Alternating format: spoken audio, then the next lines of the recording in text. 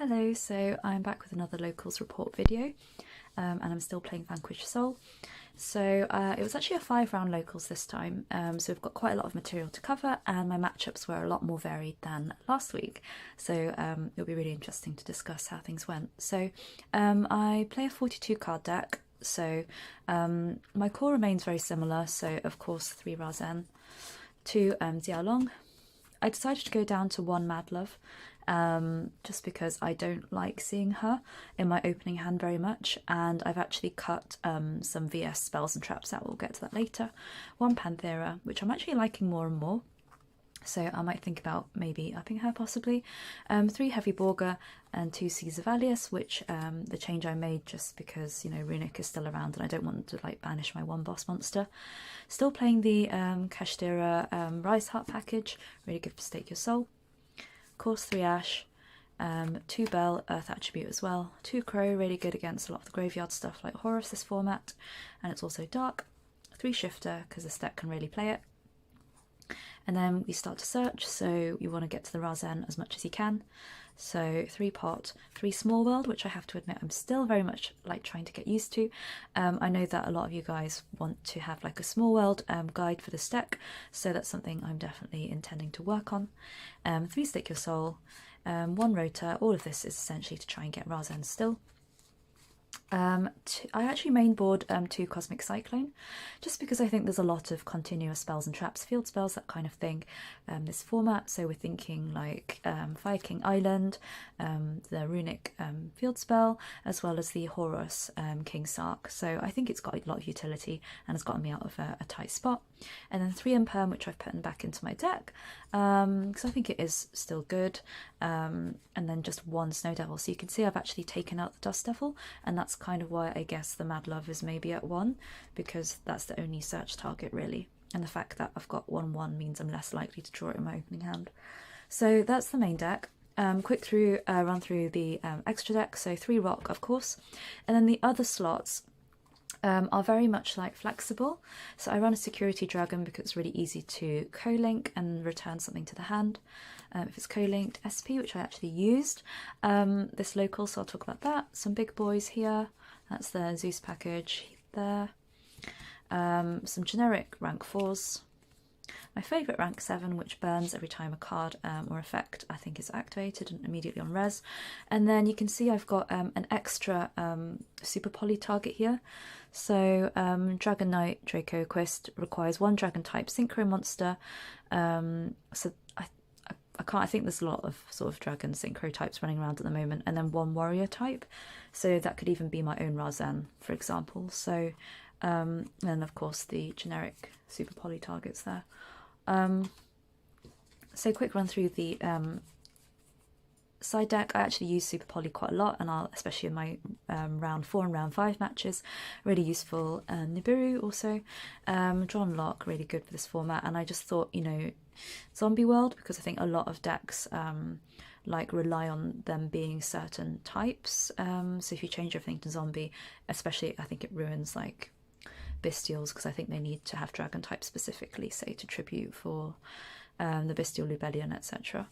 Kurakara, just in case, and she's a really good Small World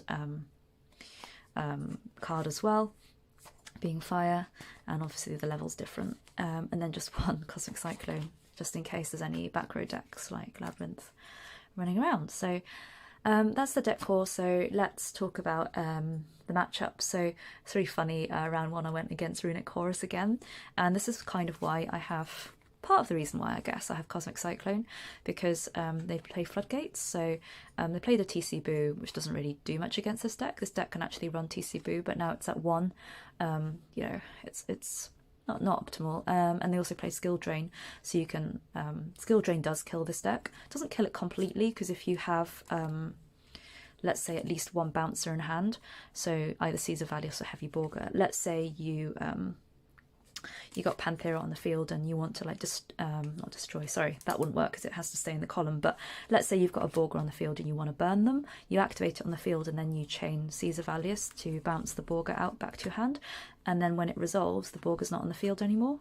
so it will burn the opponent, but it doesn't quite work for, say, Panthera and Razen, who need to be in a column to destroy things. So you can play around skill drain with these two things and just keep burning your opponent to death, but I have to say it's still a bit of a struggle, really, because most of this deck is monster effect. So this was actually really, really helpful. And also I did side actually Super Poly against them, and I guess just like learning point for me just to be more aware under floodgates like TC Boo, like what opponents have made on the field, because I think we ended up going into like an irreparable game state, which I actually noticed but just a bit late, because they made a zombie vampire off horror stuff and milled the top 4 off my deck before I realised that they'd actually summoned 2 beasts to their field. I think one of the Horus ones is a beast, and so is Sleipnir. So yeah, but that happened. So just for me to be more aware. And then after that, I won 2 straight games by just burning a lot and just being very aggressive, because I think the deck they were playing was quite sort of slow. So that was my win. And then I went round 2 against Purrely, so I was really lucky and actually won the dice roll. And the first game, again, like, sorry, I didn't mention this to start with, but like Cosmic Cyclone. So I went first, set a Cosmic Cyclone, past turn, I had my rock and everything set up, and then they activated Purrely Delicious Memory. Now, Purrely Delicious Memory is limited to 1 in the game. And though if you haven't played Purrely, you'll know how it works. If they get the Pure Lily, the level 1 black cat, they can target a Purrely spell in their graveyard and basically use it to cheat out their rank 2, which is the Plump, which then can easily pinch spells and traps in the graveyard and turn itself into a Noir, I think it's a Noir, the really big cat with 5 materials underneath it, which is unaffected. So if you can banish the Delicious Memory spell, because it's a 1-of, that's really good. So they activate it on a field, and I chain Cosmic Cyclone, obviously because stuff stays on the field until resolution.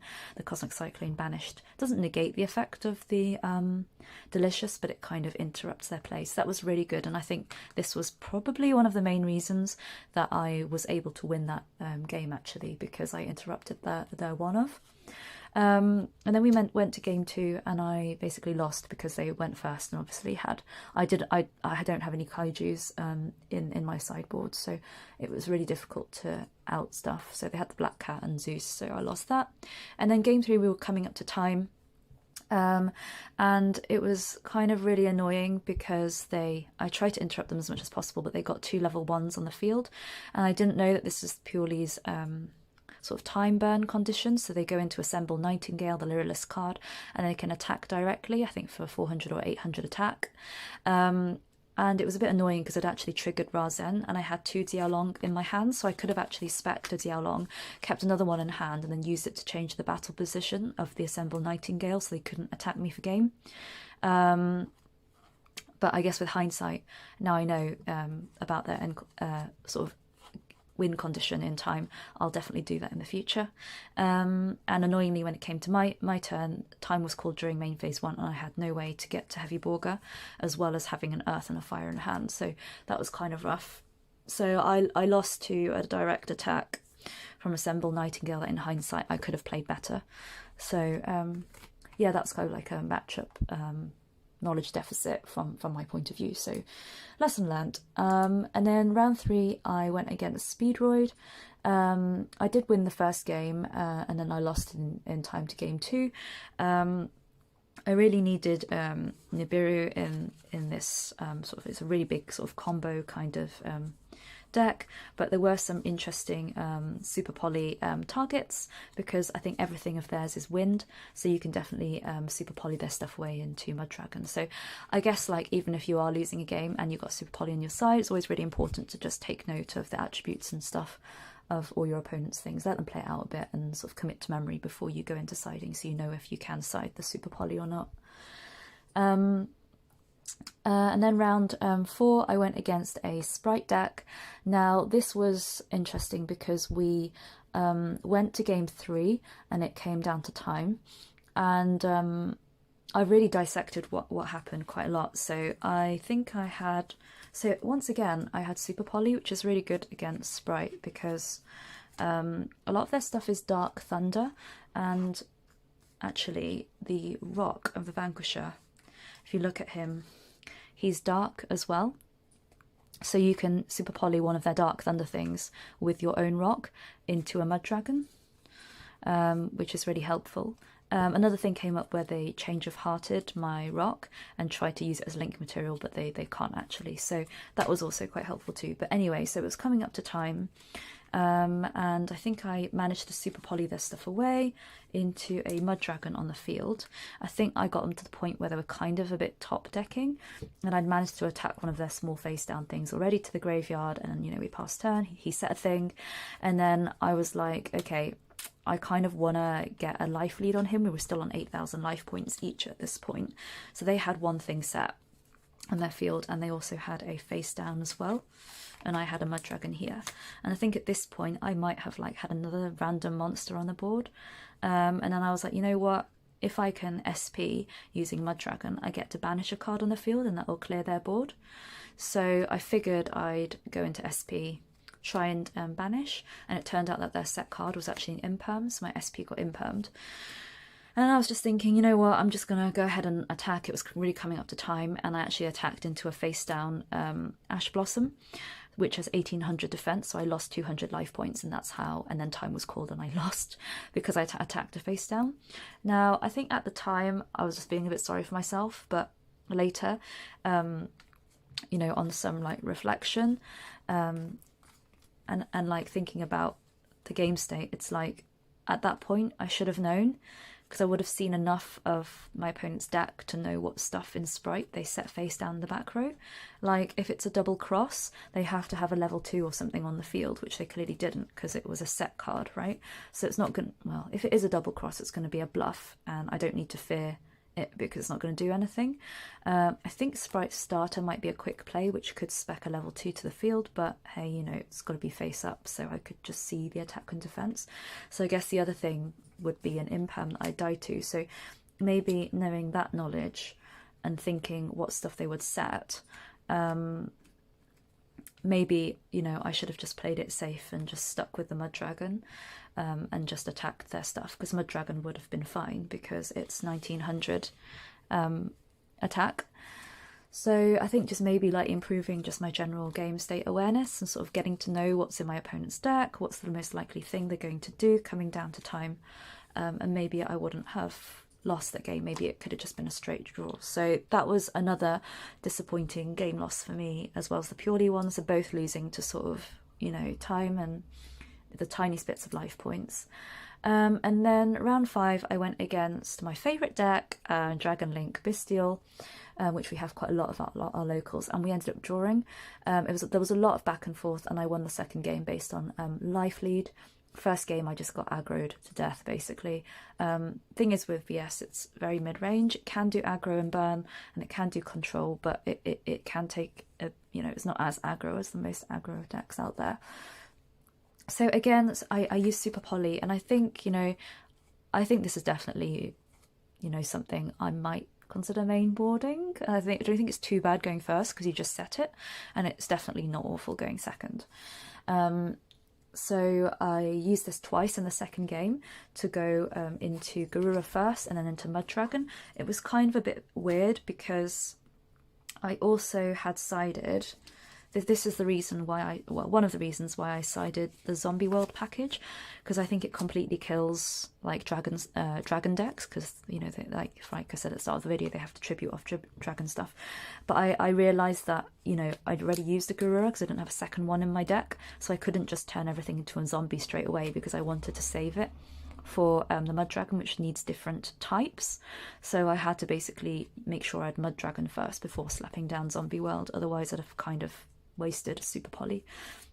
And I actually drew 2 Super Poly, so I had one in my hand that I just discarded to activate because I had no other targets left.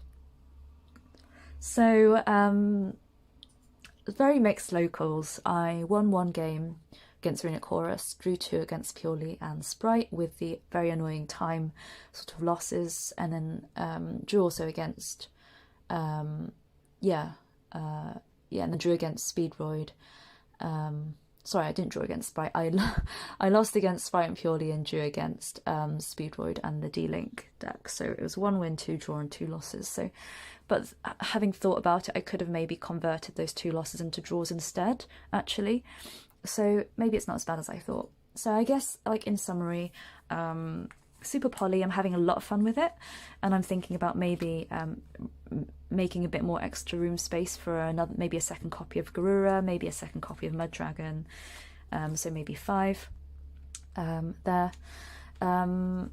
It's good against Bystial D-Link decks. I used it against Sprite too. I guess against Purrely it might work too, because a lot of their stuff is fairies.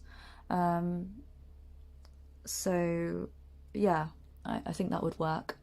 Kaijus maybe I could think about making a kaiju version of this deck, but I'm just acutely aware that going first maybe it's not as good.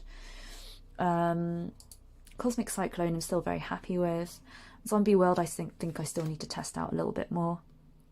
So yeah, we'll see. So thank you again for sticking with me for another deck profile. I hope you got some inspiration for your own Vanquish Soul deck. Yeah, and hopefully see you again soon.